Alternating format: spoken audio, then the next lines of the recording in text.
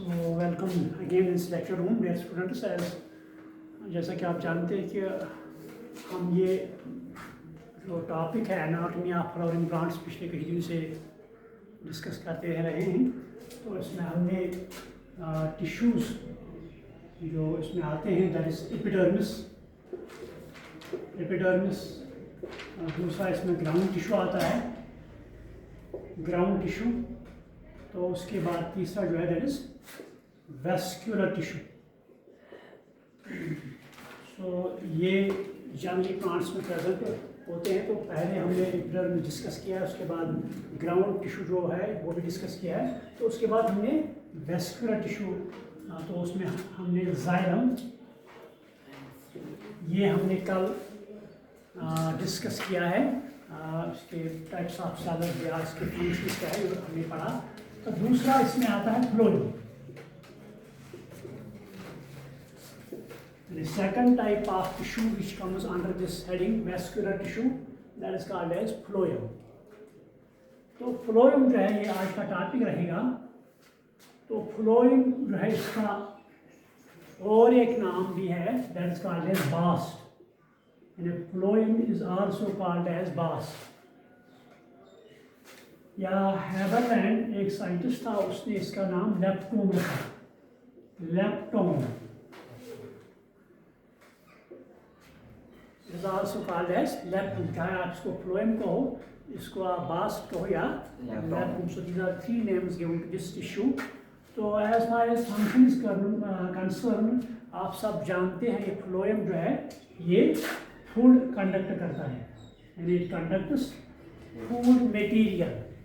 जब प्लांट में फोटोसिंथेसिस होती है, लीफ में जब फोटोसिंथेसिस होती है, तो लीफ फोटोसिंथेसिस में फूड मटेरियल बनता है। तो वो इस लीफ से फिर फ्लोएम में जाता है और फ्लोएम के ज़रिए बाकी प्लांट्स के पार्ट्स जो है, चाहे वो फ्रूट है, ब्रांच है, स्टेम है, रूट है, वहाँ तक पहुँचता है। तो that is why the phloem is also called as conductive tissue.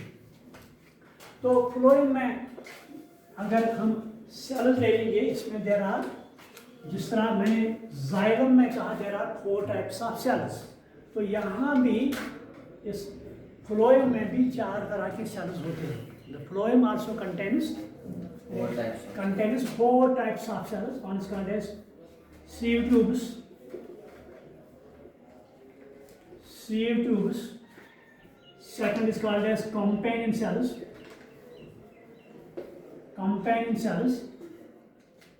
then third one is called as phloem parenchyma,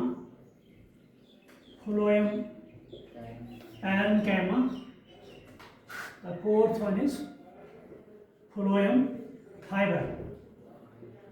So these are 4 types of tissues which are 4 types of cells which are present in phloem.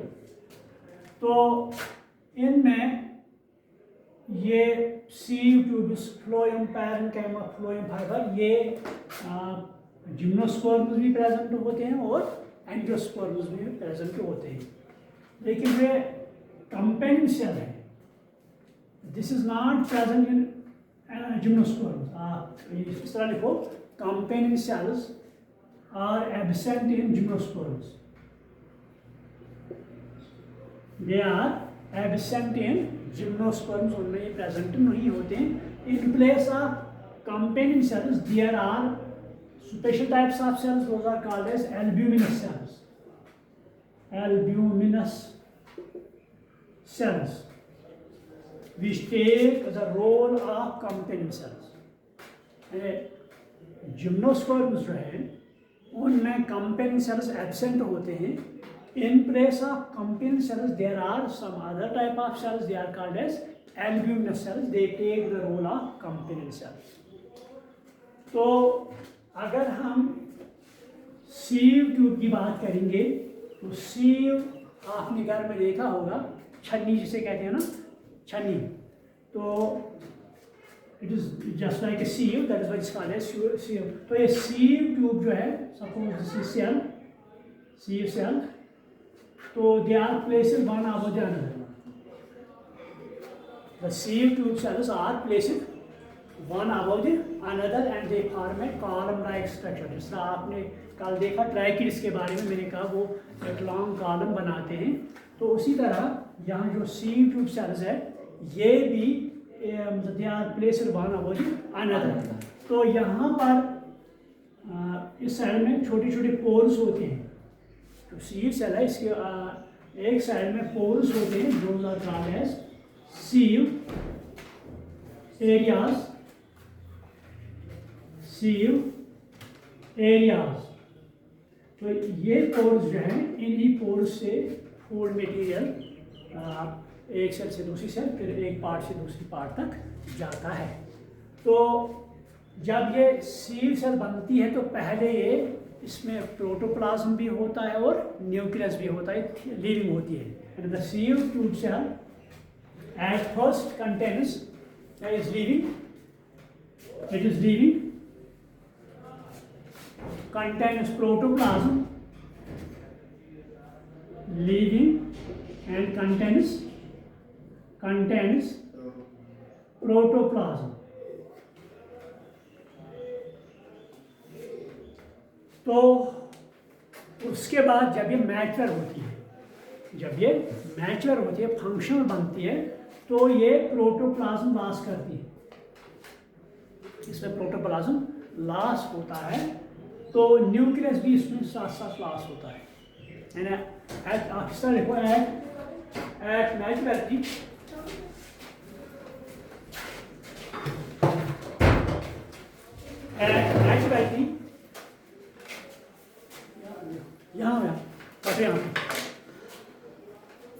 at maturity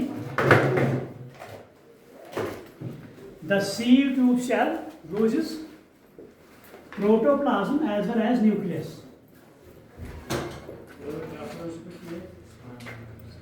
ठीक हो? क्या पढ़ रहे हो आप? वो anatomy क्या होता है? जरा बताओ एनाटॉमी का मतलब क्या है? डेफिनेशन जरा बेटा बताओ। इंटरनल स्ट्रक्चर ये ठीक है रहे? ठीक है रहे?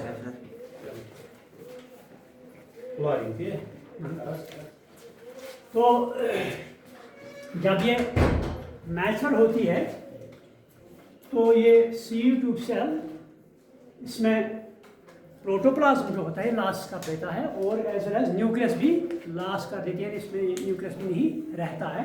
Then it becomes functional. उसके बाद ये फंक्शन, तो तब ये कंडक्शन की काम देती है, या ये फूड कंडक्ट कर देता है एक सीव ट्यूब सेल। लेकिन इसका कंट्रोल कौन करेगा? क्योंकि न्यूक्लियस, अगर आपने सुना होगा, 9th में भी पढ़ा होगा, न्यूक्लियस को हम कहते हैं director of a cell. Nucleus is called as director of a cell. सुना है कि नहीं सुना है? डायरेक्टर ऑफ सेल या बॉस ऑफ सेल। क्योंकि जो भी फंक्शन सेल में होती है that is control by nucleus. यहाँ पर मान सेल है, इस सेल में न्यूक्लियस है, जो भी सेल में फंक्शन होती है so that function is control और गवर्न बाय न्यूक्लियस। तो चूंकि ये सीव ट्यूब सेल जो है, इसमें जब ये मैच्योर बनती है तो इसमें न्यूक्लियस लॉस होता है, तो उस वक्त ये उसके फंक्शन जो है या इसका रोल जो है that is control by the nucleus of companion cell. ये ऑब्जेक्टिव आता है कभी। आप देखो the activities of sieve tube cells, the activities of sieve tube cells is under the control of, the activities of sieve tube cells is under the control of, is under the control of nucleus of companion cell, is under the control of nucleus of companion cell, nucleus of companion cell।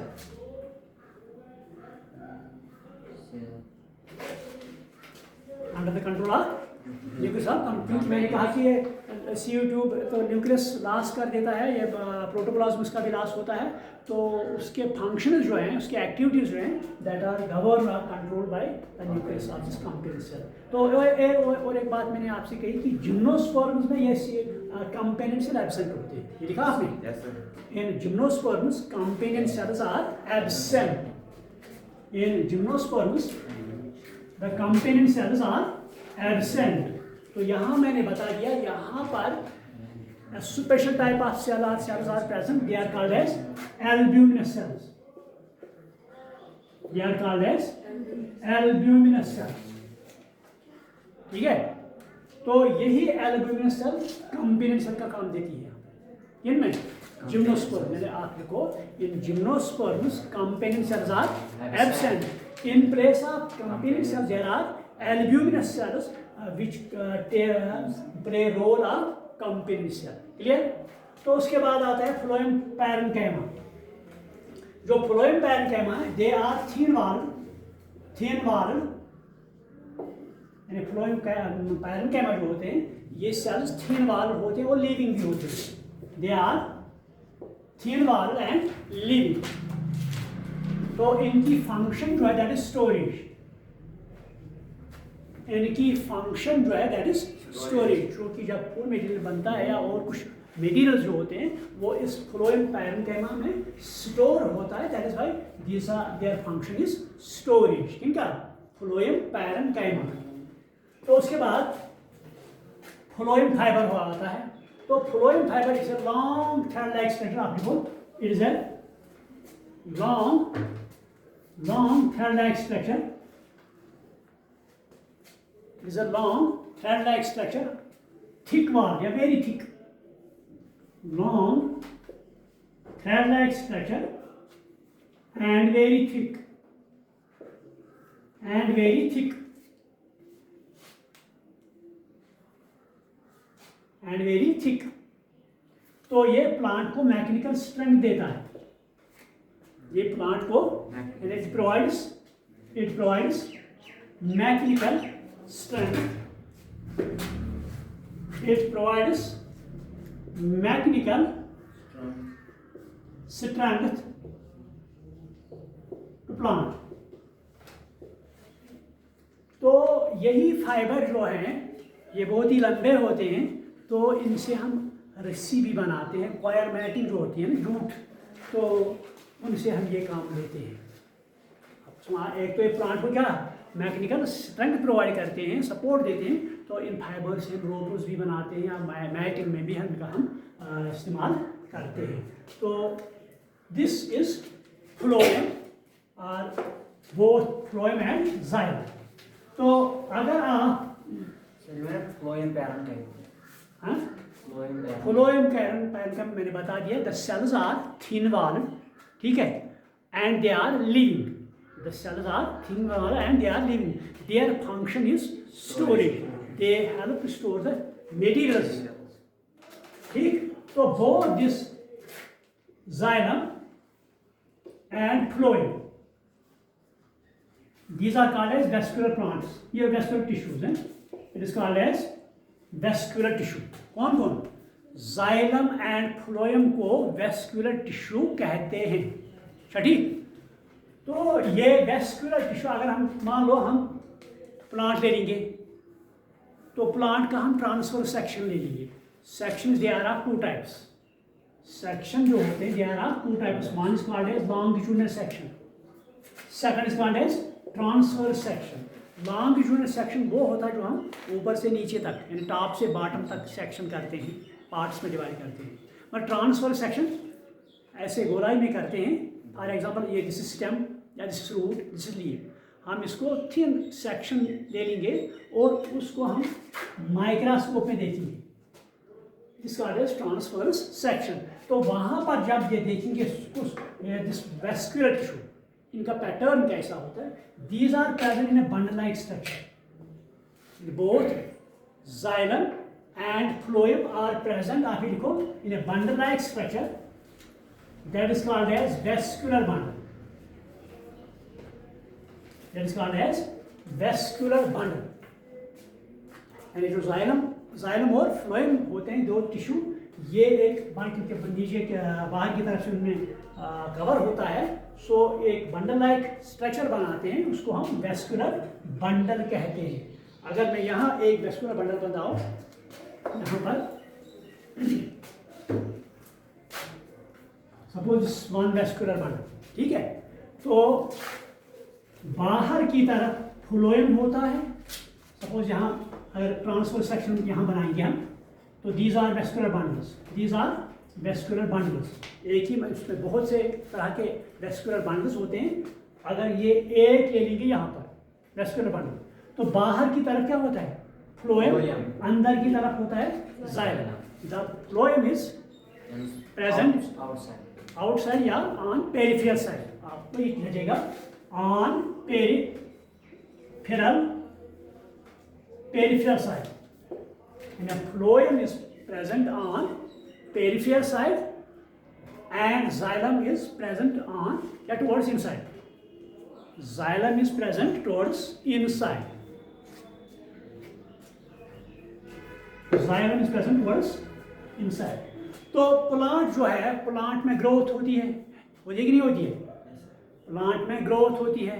तो growth जो है that is of two types. जब plant में growth यानी जब ये बढ़ता है तो इसमें दो तरह के ग्रोथ्स होते हैं। One is called, it is length increase होती है ना, प्लांट की लेंथ इंक्रीज होती है। सेकंड, प्लांट की गर्थ में मोटाई हम जिसे कहते हैं वो इंक्रीज होती है। ठीक है, one is called as length, ये बढ़ता है, जिस लेंथ इंक्रीज होती है। तो second, its girth becomes increase, ये मोटा भी होता है और बड़ा भी होता है। तो लेंथ इंक्रीज होती है, उसको हम प्राइमरी ग्रोथ बोलते हैं। That is called as primary growth. That is called as primary growth. जब इसकी थिकनेस इंक्रीज होती है तो उसे हम कहते हैं सेकेंडरी ग्रोथ। जब इसकी लेंथ इंक्रीज होती है that is called as primary growth. Primary growth, जब इसकी गर्थ इंक्रीज होती है that is called as secondary growth. That is called as secondary growth. तो सेकेंडरी ग्रोथ किस तरह होती है इनमें? तो इनमें एक स्पेशल टाइप ऑफ टिश्यू होता है। ये प्लांट्स जो होते हैं इनमें एक स्पेशल टाइप ऑफ टिश्यू होता है जिससे secondary growth. So that tissue is called as cambium. आप ये लिखो, there is a special type of tissue present in plants. There is a special type of tissue present in plants which results secondary growth. Which results secondary growth. Which results secondary growth. That tissue is called as cambium. ये भी objective में आता है। That is called as cambium. तो ये cambium कहाँ पर अब होता है? देखो यहाँ पर मान लो दिस इज ट्रांसफर सेक्शन, ठीक है।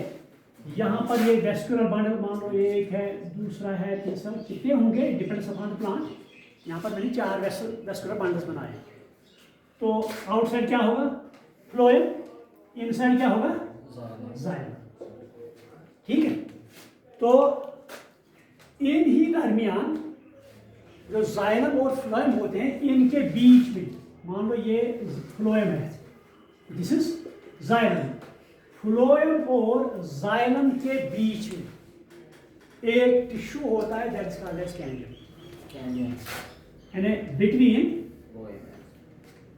Phloem and xylem cambium is present. So this is called as cambium. This is called as cambium. तो यही कैम्बियम जो है यही डिवाइड होता है। मान लो यहाँ मैं एक कैम्बियम सेल बनाऊंगा।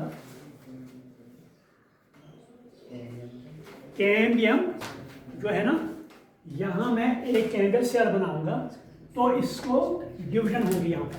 तो एक सेल्स के 2 बनेंगे, एक सेल्स के कितने बनेंगे? 2 बनेंगे। तो जो अंदर की सेल वो जाइलम बनाएगी, ठीक है, बाहर की तरफ वो फ्लोएम बनाएगी। तो ये कैम्बियम सेल जो है it divides this forms xylem and phloem. आप सर लिखो द कैम्बियम सेल या the cambium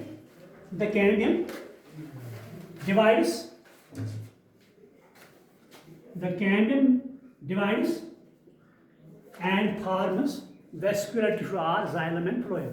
The cambium divides Sir. and forms xylem and phloem. देखो यहाँ पर लिखा आपने, Yes, sir. देखो बोर्ड की तरफ आप देखो, the cambium divides and forms vascular tissue xylem and phloem. ये कैम्बियम है यहाँ पर, अब बोर्ड की तरफ देखो क्योंकि पहले अंडरस्टैंड होना चाहिए.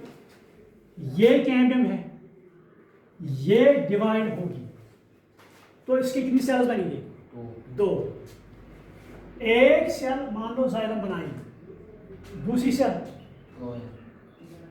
फ्लोएम नहीं बनाएगी. दैट विल रिमेन कैम्बियम, वो कैम्बियम रहेगी. एक xylem, ये अंडरस्टैंड कर लो, दो सेल्स इसके बन गए, एक सेल ऐसा कैम्बियम रहेगी, दूसरा सेल जो दैट इज xylem. फिर ये कैम्बियम सेल दोबारा डिवाइड होगी तो बाहर की तरफ क्या बनाएगी? फ्लोएम. अंदर जो वो कैम्बियम रहेगी. आप समझ में आया? सुनो मेरी बात. ये यहाँ पर कैंडल सेल है, सी, इसको डिवाइड होना है क्योंकि सेकेंडरी ग्रोथ जो होता है, आपने देखा है, अगर ये ट्रांसफर सेक्शन देखोगे तो इस प्लांट्स में वो रिंग्स होते हैं, देखिए रिंग्स, देखिए वो क्या होते हैं? They are called as growth rings. उनको हम, तो एक साल में एक रिंग बनती है. अगर आप कोई प्लांट्स को कट करोगे तो इसमें आप रिंग्स गिन सकते हैं. तो जितने रिंग्स आएंगे प्लांट उतने साल का होगा. समझ में आ गया? यानी ये रिंग्स आप काउंट कर लो, जितने रिंग्स आएंगे आप ये कहोगे प्लांट, फॉर एग्जाम्पल इसमें 5 रिंग्स है तो प्लांट इज 5 years old. इसमें 10 रिंग्स है तो प्लांट इज 10 years old. तो इसमें यही देखो, ये कैम्बियम है, ये डिवाइड होगी, कितने सेल बनेंगे? 2. तो अंदर की जानिब जो सेल बनेगी दैट विल बी xylem. तो वो सेल एज कैम्बियम रहेगी क्योंकि अगर ये फ्लोएम बनाएगी, नया सेकेंडरी ग्रोथ कौन करेगा? है ना? तो अगर ये मान लो ये डिवाइड होगी, बाहर की तरफ फ्लोएम, अंदर की तरफ xylem, तो बाकी गुण कहाँ से आएगी?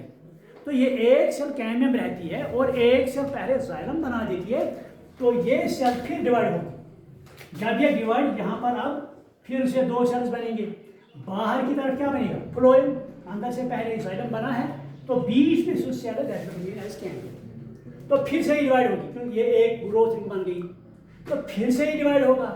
xylem अंदर से फिर बनेगा, फिर से डिवाइड होगा, फिर फ्लोएम. तो these are called as growth rings. इनको हम ग्रोथ रिंग्स कहते हैं. तो लिहाजा इसलिए मैंने कहा था cambium divides and forms xylem and phloem. So it results secondary growth in plants. Because the cambium results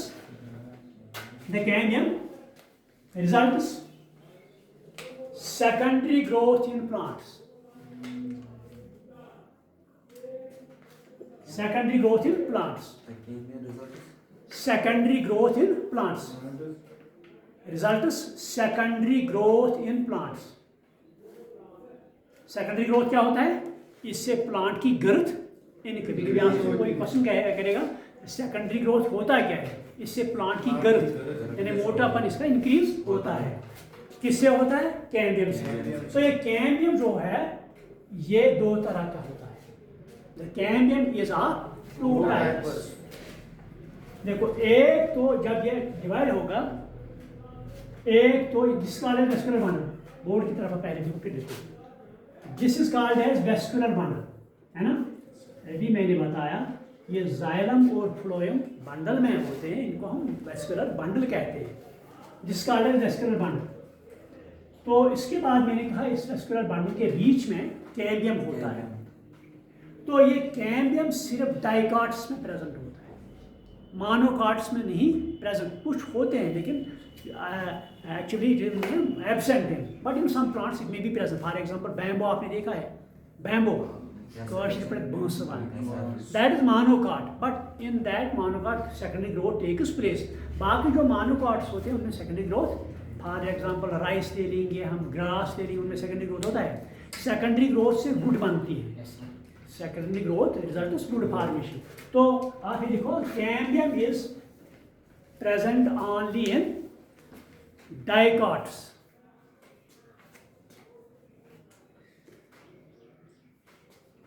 cambium is present only in dicots. तो ये वेस्कुलर बंडल जो है, कैम्बियम इज प्रेजेंट ओनली, तो देखो ये वेस्कुलर बंडल है, तो ये फ्लोएम है, ये जाइलम है, इनके बीच में क्या कैम्बियम है। इस वेस्कुलर बंडल को हम ओपन वेस्कुलर बंडल कहते हैं, ये ऑब्जेक्टिव आता है। वो वेस्कुलर बंडल जिसके बीच में कैम्बियम प्रेजेंट हो उसको हम ओपन वेस्कुलर बंडल कहते हैं। द वेस्कुलर बंडल, आप इस तरह लिखो, wire cambium is present, it is called as open vascular bundle. Example लिखो डाइकार्ड्स। Cambium is present, it is called as the vascular bundle where cambium is present, it is called as open vascular bundle। ये NEET में भी question आता है, it is called as open vascular bundle। तो ये example आप लिखेंगे डाइकार्ड्स। मोनोकार्ड्स में ऐसा अरेंजमेंट नहीं होता है, तो उनमें कैम्बियम एब्सेंट होगा। मान लो ये यहाँ पर वेस्कुलर बंडल है, यहाँ पर this is phloem, this is xylem, यहाँ पर कैम्बियम, आप पहले बोर्ड की तरफ देखो पहले सारे, ये वेस्कुलर बंडल है, ये फ्लोएम है, ये जाइलम है, मगर इसमें कैम्बियम एब्सेंट है, यहाँ पर कैम्बियम प्रेजेंट नहीं है। तो वो वेस्कुलर बंडल जिसमें कैम्बियम एब्सेंट हो या प्रेजेंट नहीं हो, तो उस वेस्कुलर बंडल को हम क्लोज वेस्कुलर बंडल कहते हैं। Close vascular bundle, the vascular bundle, आप लिखो the vascular bundle where cambium is not present, where cambium is not present, that is called as closed vascular bundle, closed vascular bundle। Example क्या लिखे हैं, मोनोकार्ड्स। Example आप लिखेंगे मोनोकार्ड्स। मोनोकार्ड्स में secondary growth नहीं होता है। तो अब आइए, हमने कहा कैम्बियम दो तरह का होता है, इट्स टू टाइप्स। एक तो इस वेस्कुलर बंडल में प्रेजेंट होता है, तो दूसरा इनके बीच में होता है। यहां पर मैं बना हूं, यहां पर जस्ट लाइक दिस।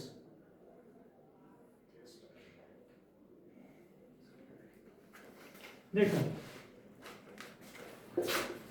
ये भी कैम्बियम है, ये भी कैम्बियम है, ये भी कैम्बियम है, ठीक है। तो बिटवीन वहां भी कैम्बियम है, यहां भी कैम्बियम है, ठीक है। एक तो vascular with in the vascular bundle, एक तो बिटवीन द वेस्कुलर बंडल। आप सीख लो, एक cambium that is within the vascular bundle, एक cambium that is between the vascular bundle. जो within the vascular bundle है that is called as intra. और एक बात पहले मैं बताऊंगा, ये वेस्कुलर बंडल जो है इसका और एक नाम है, इसे हम फेसिकल भी कहते हैं। क्या? The vascular bundle is also called as fascicle, it is also called as fascicle. ये टर्म्स आप सीखो, ये ऑब्जेक्टिव आते हैं। The vascular bundle is also called as fascicle.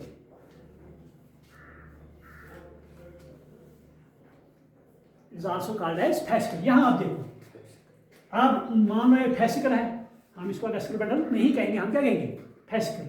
वो जो cambium with in the vascular bundle है उसको हम कहते हैं इंट्राफेसिकुलर कैम्बियम। द कैम्बियम, आप लिखो, the cambium present within the vascular bundle is called as intrafascicular. The cambium which is present within the vascular bundle, हर एक point लिखना, लिखा ये ऑब्जेक्टिव अक्सर आते हैं। The cambium which is present within the vascular bundle, it is called as intrafascicular cambium. It is called as intrafascicular cambium. Clear? Within the एक ही vascular bundle। तो दूसरा क्या है, between the vascular bundle। जो between the vascular bundle है इसको हम interfascicular cambium कहते हैं। आप देखो, द कैम्बियम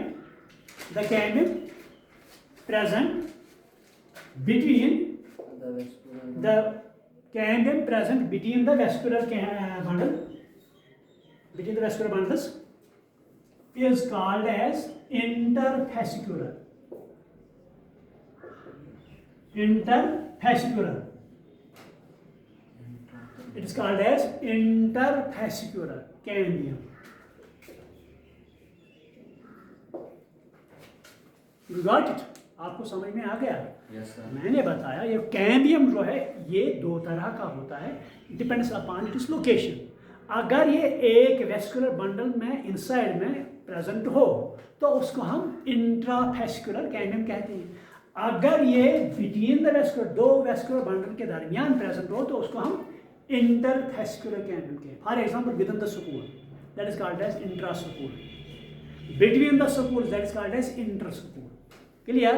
यहाँ पर within the vascular bundle called as intrafascicular, between the vascular bundle it is called as interfascicular. Clear हो गया? Yes, sir. तो यही कैम्बियम डिवाइड होता है, जाइलम बनाता है, फ्लोएम बनाता है। It is the formation of number of rings. तो उसकी वजह से एक प्लांट में वुड बनते, forms wood, that is called as xylem. मैंने कल बता दिया आपको, जो जाइलम है इसकी टेक्निकल टर्म है that is called as wood, या xylem is also called as wood. तो वुड इसी कैम्बियम से बनता है। ठीक, आज ये जाइलम जो है it is of two types. The types of xylem. Types of xylem. या पहले ये मैं बताऊं, उसके बाद हम ये टाइप्स पे आएंगे। पहले ये मैं बताऊं और एक चीज, बाद में टाइप्स पे आएंगे। मैंने बता दिया ये वेस्कुलर बंडल्स इस चाहे ल्यूट में होंगे, स्टेम में होंगे या लीफ में होंगे, तो इनका एक खास पैटर्न होता है। वेस्कुलर बंडल्स होते हैं, चाहे रूट में होंगे इनका एक खास पैटर्न होता है, चाहे स्टेम में होंगे उनका एक खास पैटर्न होता है। तो अगर हम देखते हैं कभी कभी ऐसा होता है, पहले मान लो जाइलम है, this is xylem, this is xylem, this is xylem, this is xylem. ठीक, मान लो यहाँ पर पहले जाइलम है,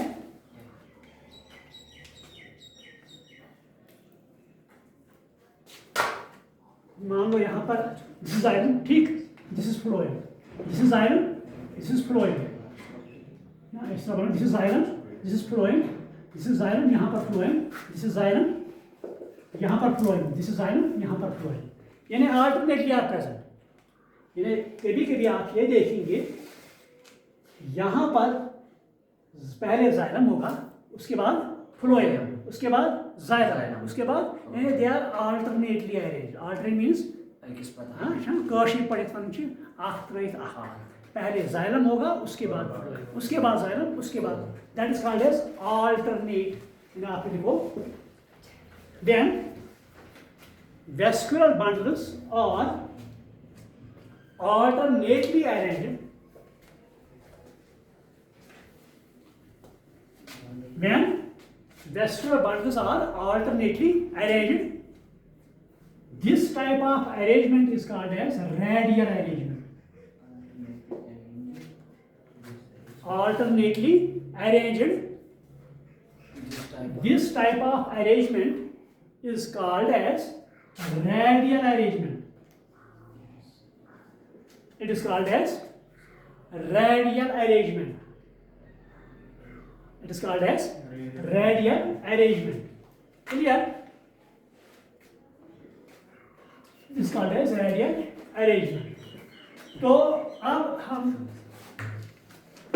यहाँ पर और एक बात मैं बताऊंगा। अब आएंगे टाइप्स पर। Types of xylem, types of xylem, ये आप लिखेंगे। जो जाइलम है इसको हम क्लासिफाई करते हैं, depends upon its origin as well as it is location.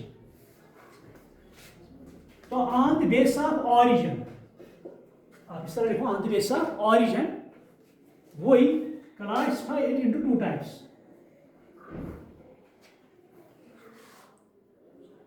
One is called as protoxylem या प्राइमरी जाइलम। आप लिखो primary xylem, primary xylem, primary xylem. Second is called as secondary xylem. Secondary xylem.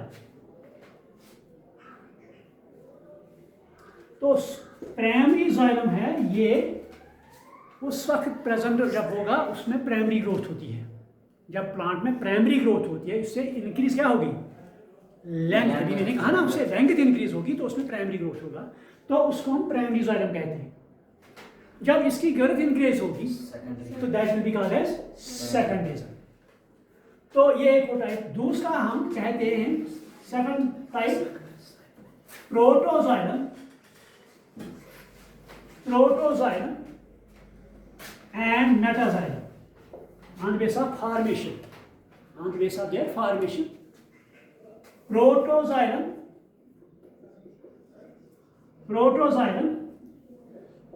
and metaxylem. Proto means first formed xylem is called as protoxylem. Late formed xylem is called as meta means after. जिसे हम cell division में कहते हैं metaphase. Meta means after protophase there is metaphase. So after protoxylem there will be metaxylem. वो first formed xylem is called as protoxylem. First formed xylem is called as protoxylem. Late formed xylem is called as metaxylem. Late formed xylem is called as late formed xylem is called as metaxylem. अब यहां देखो ये vascular बनता है, ये आप मतलब understand क्योंकि इसमें से बहुत से ऑब्जेक्ट्स आते हैं। ये वेस्कुलर बन रहा है तो इसमें मान लो ये जाइलम, दिस इज प्रोटोजाइलम। पहले लिखिए this is phloem outside, on the side क्या है जाइलम। तो जाइलम मैंने कहा प्रोटोजाइलम एंड मेटाजाइलम। मान लो यहाँ पर this is metaxylem, this is protoxylem. तो प्रोटोजाइलम अंदर की तरफ है, अंदर की तरफ है, तो मेटाजाइलम बाहर की तरफ है। जब आप लिखो जब प्रोटोजाइलम इज प्रेजेंट इनसाइड, हाँ जब भी लिखो इसमें क्या है, when protoxylem is present inside and metaxylem outside, and metaxylem this type of vascular bundle, this type of condition is called as endarch. Endarch, ENDARCH। कभी कभी ऑब्जेक्टिव आता है क्या, जब metaxylem is present towards outside, protoxylem towards inside, the condition is called as endarch. It is found in stem. ये stem में होता है, इनमें होता है, this condition is present in stem. अब यहां बनाएंगे हम, now here this is phloem outside and this is xylem inside, but here reverse case, यहाँ मैंने लिखा metaxylem outside, protoxylem inside. Now हम क्या करेंगे, this is protoxylem outside, this is metaxylem inside. यहाँ हम रिवर्स, आप एक कंडीशन याद रखो, दूसरी आपको खुद याद रखिए, ये रिवर्स है। यहाँ पर मेटाजाइलम आउटसाइड, प्रोटो इनसाइड, यहाँ पर क्या रिवर्स करेंगे, अब हम प्रोटो को आउटसाइड करेंगे, मेटा को इनसाइड। This condition is called as exarch. आप लिखो when protoxylem is present, when protoxylem is present outside, towards outside, and metaxylem towards inside, this condition is called as exarch. This condition is called as exarch. This is found in roots. कभी object इस तरह आ सकता है, the exarch condition is found leaf root stem, ठीक है, या the endarch condition is found in leaf root stem. ठीक है, तो वहाँ होगी अगर दूसरी टाइप का ऑब्जेक्ट आएगा, protoxylem outside, metaxylem inside, protoxylem inside, metaxylem outside. तो इस वक्त आप एक याद रखो, दूसरी कंडीशन जो है वो खुद ब खुद आपको। तो कभी कभी दे लाई सेम प्लान, फॉर एग्जाम्पल इनके साथ फर्न्स को क्या कहते हैं? फर्न मैंने दिखाया ना, पर नीचे वो मैंने प्लांट्स वहाँ ले लिया आपको, फिर दिखाया। They are called as pteridophytes, pteridophytes, they are called as pteridophytes. तो टेरिडोफाइट्स में क्या होता है, या फर्न्स में क्या होता है, इनमें they lie on the same plane, side by side. कौन? Protoxylem and metaxylem. Such condition is called as mesarch. Such condition is called as mesarch, MESARCH. When they are on the same side, on the same plane, actually, एक side, so that is called as mesarch condition. एक और कहा मैंने एंडार्क, एक्सार्क, मेसार्क। वो एंडार्क stem में, वो एक्सार्क root में, और मेसार्क फर्न्स में। क्लियर? मेसार्क में फर्न्स, मेसार्क जो होती है फर्न्स में होती है। क्लियर? तो फ्लोएम भी इसी तरह दो तरफ का होता है, टाइप्स का होता है फ्लोएम। क्लियर? ये कह इस पर फ्लोएम ये भी दो तरह का होता है। One is called as primary phloem, primary है, याद हुआ? चलो आज के लिए इतना ही। मैं जानता हूँ थोड़ा बहुत ये कॉम्प्लिकेटेड लगता है ना, आप डरते भी हो, है ना, नए नए आए हो, डरते हो क्या होगा, एनाटमी है ना। मैं बाकी कल कंटिन्यू करेंगे, तो मैं कोशिश करूँगा इसको ड्राई होने के बजाय मैं इसको वेट बना। ठीक है, तो आज के लिए इतना ही। Thank you.